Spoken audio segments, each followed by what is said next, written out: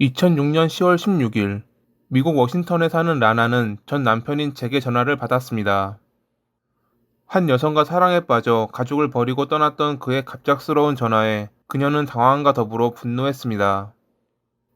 수화기 넘어 들려오는 잭의 목소리는 상기돼 있었고 예전과는 달랐습니다. 그가 술 혹은 약에 취해 있으리라 생각한 그녀는 한숨을 쉬며 애인은 어쩌고 그러냐 묻자 그는 애인이 자기를 화나게 해 쫓아냈다고 답했죠. 사랑에 눈이 멀어 가족을 버린 남자가 결국 애인을 차버렸다는 이야기를 들은 라나는 더 이상 대꾸할 가치가 없다며 전화를 끊었습니다. 그리고 다음날 그녀는 충격적인 전화를 받게 됩니다. 잭이 애인인 에디를 살해하고 스스로 목숨을 끊었다는 경찰의 전화를 말이죠.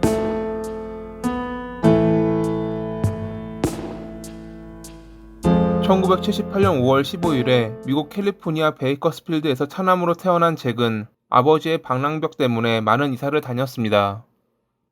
적당한 직업도 없이 그저 한량처럼 사는 남편에게 지친 어머니는 잭이 10살이 되었을 무렵 자식들을 데리고 다른 지역에 정착했습니다. 그저 자식들이 평범하게 학교를 다니고 직장을 얻어 평범한 사회의 구성원이 되는 것을 바랐지만 잭은 고등학교를 중퇴하며 아버지에게 돌아갔죠.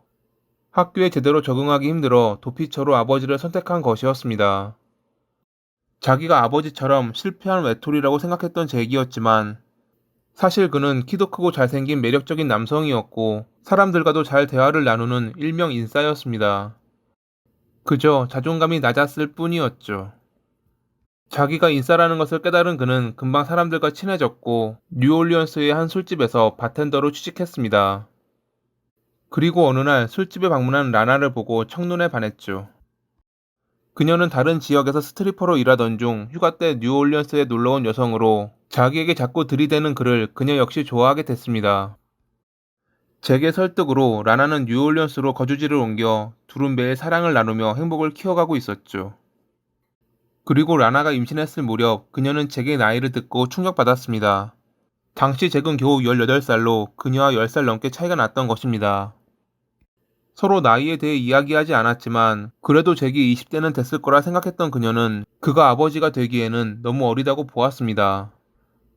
그래서 자기의 임신 사실도 알리지 않고 그를 떠나 거리를 두었고 출산한 뒤에야 그에게 연락했죠.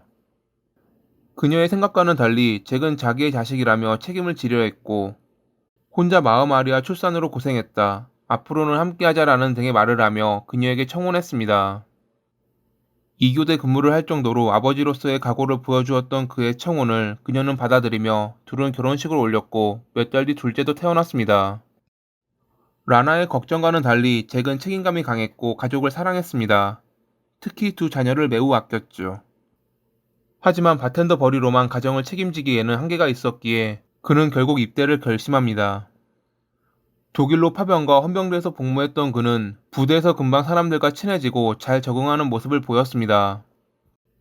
게다가 미군 기지의 보안을 관리하는 것이었기에 위험하지도 않았습니다. 코소보 전쟁과 이라크에 연달아 파견되기 전까지는 말이죠. 그나마 전쟁 때는 후방 지원이었기에 별다른 일은 없었지만 이라크에서는 달랐습니다. 시가전이 자주 일어났고 그 과정에서 그는 친했던 전우가 사망하는 것을 보기도 했죠.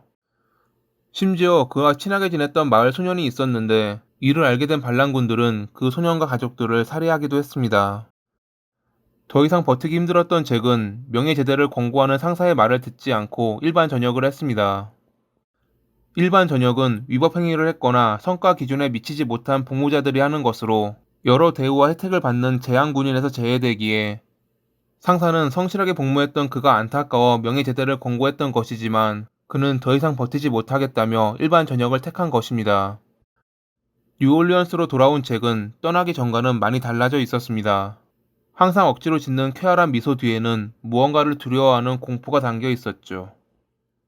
가족과 지인들은 그가 당시 PTSD를 앓고 있다고 생각했지만 병원을 소개해주는 것 말고는 그들이 할 수 있는 것은 그리 많지 않았습니다.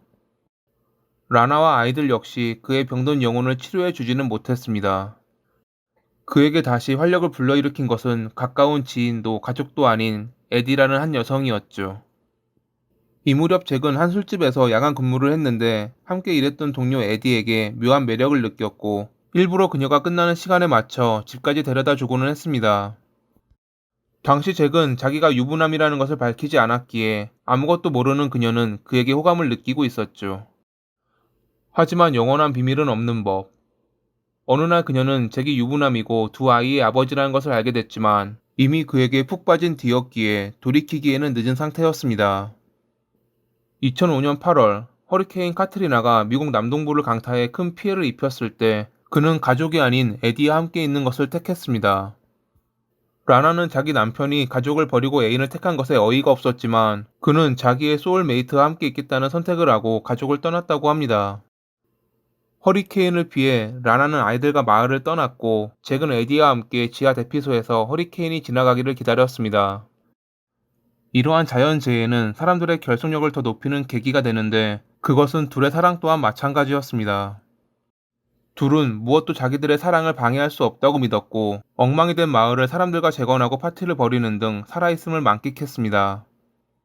그들의 행복해 보이는 모습을 신문 기사로 접한 라나는 속이 터졌을 것입니다. 그녀가 알던 다정하고 자식을 사랑했던 잭의 모습은 더 이상 가족을 위해 존재하지 않았습니다. 그런 아내의 기분은 전혀 생각도 하지 않는지 잭은 자신이 살아있다 혹은 괜찮냐는 전화 한 통 없이 에디와 행복한 나날을 보내고 있었고요. 결국 라나는 이혼을 통보했고 잭 역시 이를 받아들였죠. 그렇게 자신의 행복을 위해 가족을 버리고 에디라는 사랑을 택한 그였지만 그들의 행복은 그리 오래가지는 못했습니다.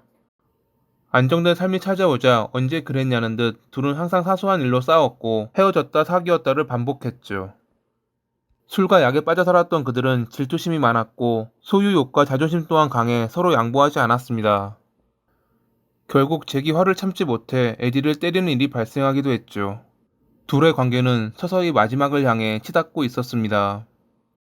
2006년 9월 말에 둘은 새로운 거처를 얻었는데 당시 잭이 보증금을 지불하며 공동으로 임대 계약을 맺으려 했지만 며칠 뒤 에디가 몰래 집주인과 만나 임대 계약서에서 잭의 이름을 빼고 자기 명의로만 임대 계약을 맺는 수작을 부렸습니다. 이를 알게 된 잭은 당연히 분노했고 집주인을 찾아갔지만 이미 계약은 끝난 상황. 그는 그녀가 자기를 집에서 쫓아내려 수작을 부린 거라 믿었고 이 때문에 둘은 과거와는 비교도 안 될 정도로 심하게 다투었습니다. 그리고 며칠 뒤인 10월 5일 에디는 사라졌죠. 그녀의 직장 상사는 출근하지 않고 연락도 되지 않는 그녀를 이상하게 여기긴 했지만 과거에도 애인과 싸워 며칠 동안 말없이 자리를 비운 적이 있었기에 이번에도 그러리라 생각했다고 합니다. 한편 그녀가 사라진 뒤 잭은 평소보다 많은 돈을 쓰고 다녔습니다. 마치 내일이 세상의 끝이기라도 한 듯 말이죠.